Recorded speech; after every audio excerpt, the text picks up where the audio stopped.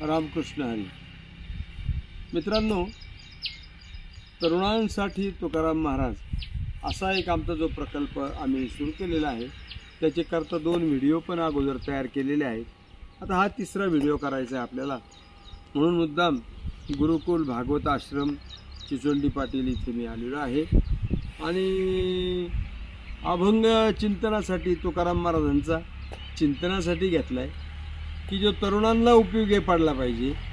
तरुणांच्या दृष्टिकोनातून तुकाराम महाराज काय आहे, किंवा तुकाराम महाराजांना तरुणांना काय सांगावं वाटतं, हा असा थोडक्यात विषय आहे. तर एक अभंग निवडलेला आहे आपण. तो अभंग असा आहे: जोडून या धन उत्तम व्यवहारे, उदास विचारे वेच करी, उत्तमची गती तो एक पावेल, उत्तम भोगील जीव खानी, परोपकारी नेणे परनिंदा, परस्त्रिया सदा बहिणी माया, भूतदया गायी पशुचे पालन, तान्हेल्या जीवन वना माझी, शांतिरूपे नव्हे कोणाचा वाईट, वाढवी महत्त्व वडिलांचे, तुका म्हणे हेची आश्रमाचे फळ, परमपद बळ वैराग्याचे. तर बघा, महाराजांनी असं म्हटलेलं नाही की बा तुम्ही काही पैसे कमवू नका वगैरे, असं नाही म्हटलेलं त्यांनी. कारण का तर हिंदू धर्म असा आहे की ज्याच्यामध्ये अर्थ हा पुरुषार्थ ठरवलेला आहे. धर्म, अर्थ, काम आणि मोक्ष हे 4 पुरुषार्थ ठरवलेले आहेत.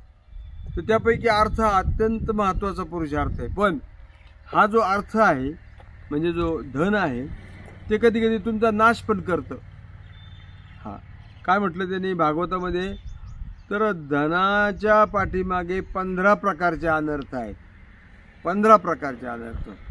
जर धन अनीतीने, अधर्माने, पापाचा पैसा असला की तो तुम्हाला त्रास देणार. मग तो कोणी असो. ते म्हणत नाही की बा हा अमकाय तर तो अमकाय, नाही नाही. तो महाराज जरी असला आणि त्यांनी जर का समजा असं पापाचा पैसा कमावला की विषय संपला. मग तेव्हा तुकाराम महाराज म्हणतात, जोडून या धन उत्तम व्यवहारे. हा उत्तम व्यवहार म्हटले त्यांनी. तुम्ही धन जोडा म्हणले, पण काळं धन जोडू नका आणि टेबला खालून घेऊ नका. हा समोरच्याला त्रास होईल असं ते धन घेऊ नका. तर उत्तम व्यवहार आहे. महाराज म्हणतात व्यवहार उत्तम पाहिजे. पैसा कमवण्याचा मार्ग खूप चांगले आहेत.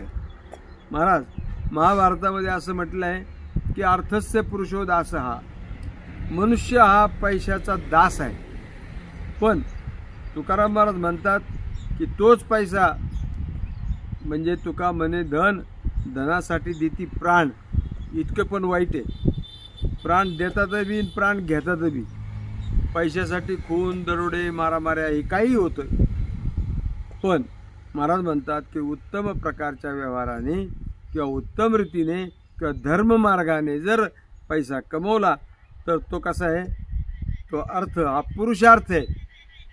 उदास विचारे वेच करी, आणि त्याचा वेच करणं म्हणजे त्याचा विनियोग उदास करायचा. उदास म्हणजे काय? उदास म्हणजे मी आरोते की सुरत यायची असं नाही. उदास म्हणजे अलिप्तपणे. उदास म्हणजे अलिप्तपणे.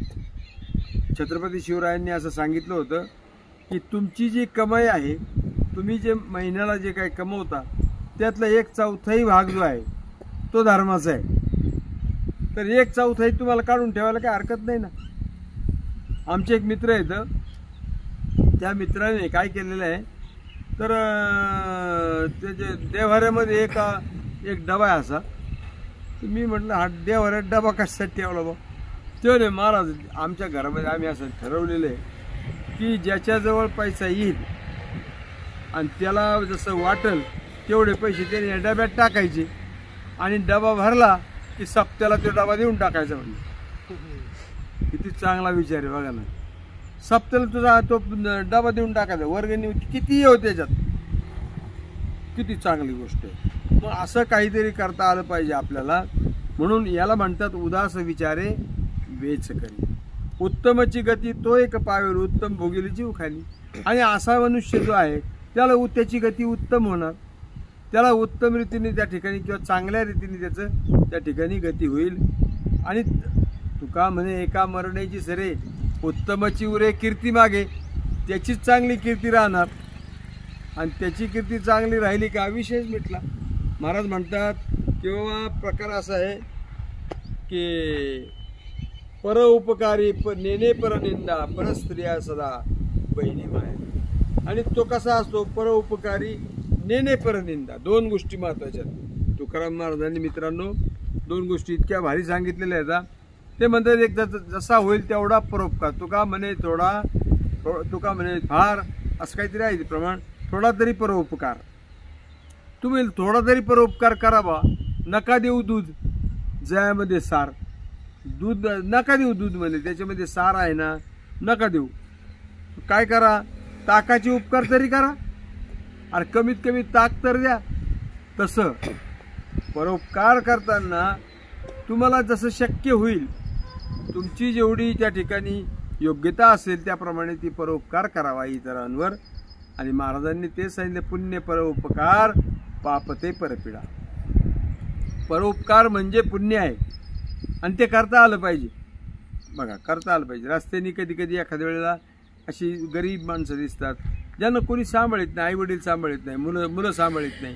असं जर कोणी दिसलं तर त्याला मदत करता आली पाहिजे. आपल्याला त्याला मदत करता आली पाहिजे. आणि मदतही त्या प्रकारेच करावी की जे त्याला गरजेचं आहे. म्हणून म्हणतात परोपकारी नेने परनिंदा. आणि परनिंदा तो करत नाही, त्याला आवडतही नाही. दुसऱ्याचे गुणदोष कशासाठी पाहायचे. तुकाराम महाराज म्हणतात, कासया पाहू अनेकाचे गुणदोष, मजपाशी त्याचे काय उणे असे. मी कशाला दुसऱ्याचे गुणदोष बघू, माझ्याजवळ काय कमी आहे का. म्हणून परनिंदा अतिशय वाईट आहे. परस्त्रिया सदा बहिणी माया. आणि परस्त्रिया ज्या आहेत त्या आपल्या बहिणीसारख्या वाटल्या पाहिजे आपल्याला. काय म्हणतो मी, महाराजांनी त्या ठिकाणी असं वर्णन केलेलं आहे की बघा, त्यांच्याकडे एक स्त्री पाठवली होती त्यांच्या विरोधी असणाऱ्या लोकांनी, की तुकाराम महाराजाला या स्त्रीच्या छंदामध्ये फसवायचं म्हणून पाठवली. महाराजांकडे ती बाई आली, पण महाराजांनी तिला सांगितलं, जाई ओ माते न करी सायास, आम्ही विष्णुदास तिचे. आई म्हणले तू जा, म्हणले तू ज्या हेतूने आली तशी आम्ही नाही. हा, तुका म्हणे जरी तुझं पाहिजे भ्रतार, तरी काही इतर लोक थोडे, मीच सापडलो का तुला, बाकीचे मस्त किती कमी येतं. तेव्हा महाराज आपल्याला परस्त्रीविषयी आई आणि बहिणी हे वाटलं पाहिजे. रामकृष्ण परमहंसांच्याकडे त्यांचे साधक होता, एक तरुण पोरगा होता.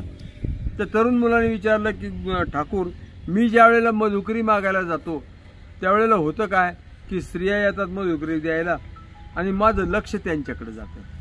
आणि लक्ष गेलं का मग माझं मन विचलित होतं. म्हणजे मग काय करू. तेव्हा ठाकूरांनी म्हणजे रामकृष्ण परमहंसांनी त्यांना सांगितलं की म्हणले तू एक काम कर, कोणती स्त्री आली का तिच्या पायाकडे बघत जा, तिच्या चेहऱ्याकडे पाहू नको. म्हणजे येन केन प्रकारेन आपल्याला ती आपली आई बहीण वाटली पाहिजे. भूतदया गायी पशूंचे पालन, तानेल्या जीवन वना माझी. भूतदया आपली असली पाहिजे. हां, पक्षी आहेत, हे पक्ष्यांकरता लोक पाणी ठेवतात, कुठं काय काय करतात, जंगली प्राण्यांकरता हौद करून त्याच्यामध्ये पाणी ठेवतात. तसं भूतदया गायी पशूंचे पालन, गायी आणि पशु, पण त्यात बाकी इतरही पशु आले, म्हशी आल्या, सगळे आले, त्यांचं पालन केलं पाहिजे. गोमाता ही हिंदू धर्मामध्ये अतिशय पवित्र मानली गेलेली गोष्ट आहे. म्हणून दारामध्ये गाय असणं म्हणजे हे लक्ष्मी असल्याचं चिन्ह आहे, असं आहे त्याचं. तेव्हा महाराज म्हणतात गायींचं पालन केलं पाहिजे, गायींच्या विषयी प्रेम ठेवलं पाहिजे. तान्हेल्या जीवन वना माझी. वनामध्ये जे तान्हेले जीव येतं, जनावर येतं, प्राणी येतं, किंवा कोणी अचानक माणसं पण जातात वनातून, त्यांना पाणी मिळालं पाहिजे. याच्याकरता पाण्याची व्यवस्था पण केली पाहिजे. शांतिरूपे नव्हे कोणाचा वाईट, वाढवी महत्त्व वडिलांचे. तो अतिशय शांत रूपाने राहिलं पाहिजे. कोणी समोरचा जरी का त्या ठिकाणी आपल्यावर रागावून आला तरी आपलं अंतःकरण मात्र शांत राहिलं पाहिजे. हेच काय आहे त्या आश्रमाचं फळ आहे. मग तो कोणताही आश्रम असेल, संन्यास आश्रम असेल किंवा आणखीन गृहस्थ असेल, ब्रह्मचारी आश्रम असेल, वानप्रस्थ असेल, ते आश्रमाचं फळ म्हणजे काय तर म्हणले हे वरती जे सांगितलं ना हे त्याचं फळ आहे.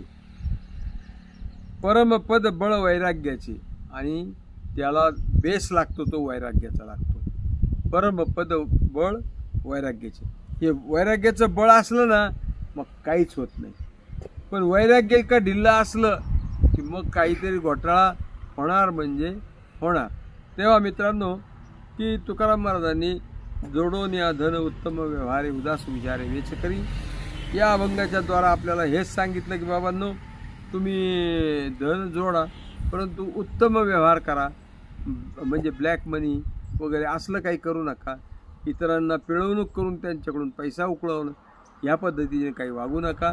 आणि असं जर तुम्ही वागले नाही आणि तुम्ही जर चांगले वागले, व्यवस्थित रीतीने धर्माला अनुकूल असलेल्या पद्धतीने जर तुम्ही पैसा कमवला तर तो निश्चितपणे तो पुरुषार्थ आहे. असो, झालेली सेवा आपल्या चरणी समर्पित करतो आणि या ठिकाणी थांबतो. रामकृष्ण.